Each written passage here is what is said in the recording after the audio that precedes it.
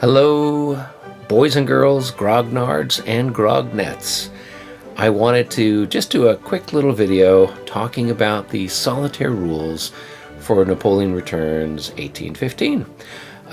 They are posted on Worthington Games' website for this particular game, and you can also find them on Board Game Geeks under the game title. So that's where I found them, and I'll talk about them in just half a second.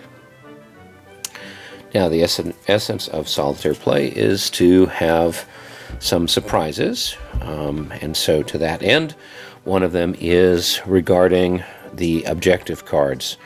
So at the beginning of the game, the French player, as usual, is going to have two objective cards. One they will have available and they will know about at the very beginning, and then the second one will be kept secret until the 10th turn, which is about 2/3 of the way through the game, and at that point then they'll reveal what the last objective card is, and then they'll have about 5 or 6 turns to try to achieve that objective. So that's one element of the solitaire play. Now, they also have solitaire rules regarding the battles.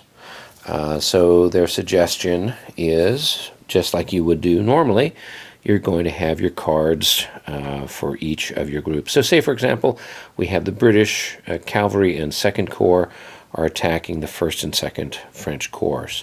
In this particular case, the British are going to have 6 cards, and the French are going to have 5 cards.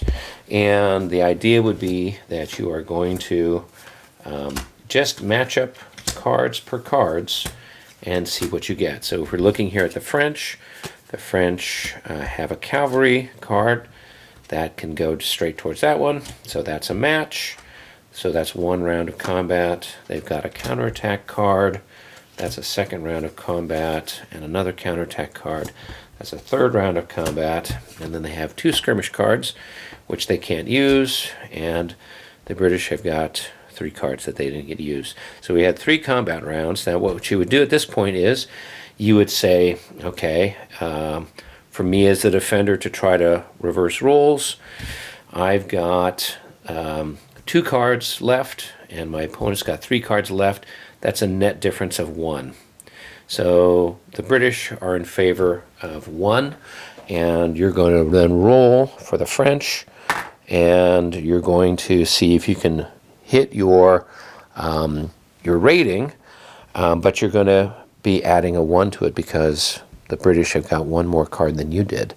So in this particular case, the tactical level for the First Corps is 2. However, because of this extra card and the +1, this die roll then becomes a 3. The French do not take the initiative, and therefore then the British win, and the French are going to suffer losses for 3 combat rounds plus retreat.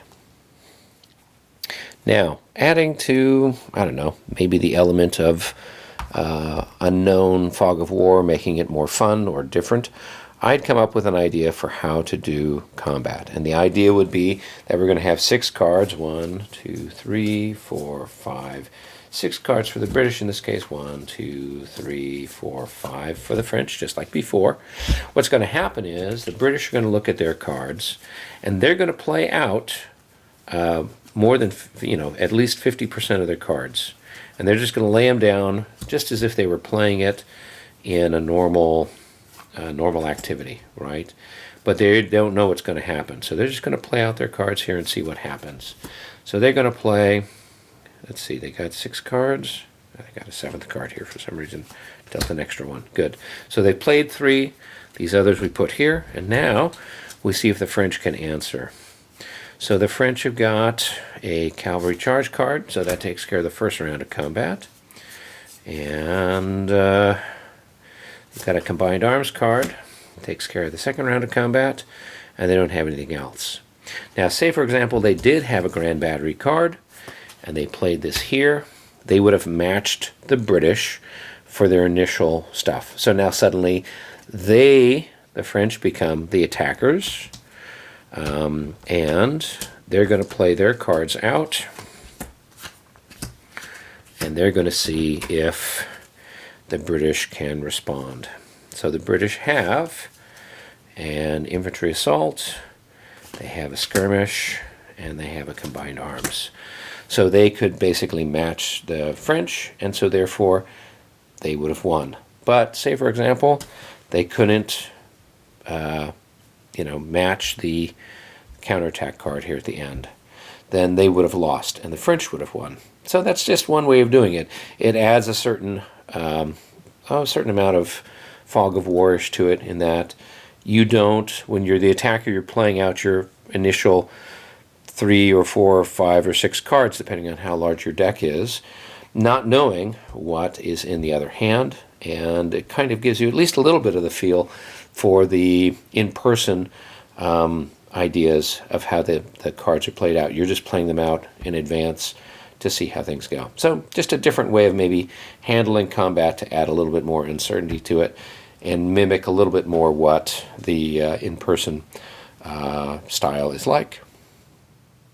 Hey, I hope that you enjoyed this video, and if you did, please click the like button.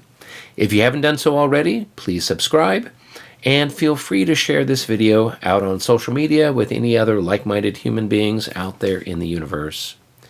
If you've got questions, comments, suggestions for future topics or games for me to look at, please make note of those in the comment section, and I will personally respond. Until then, be well and stay out of trouble.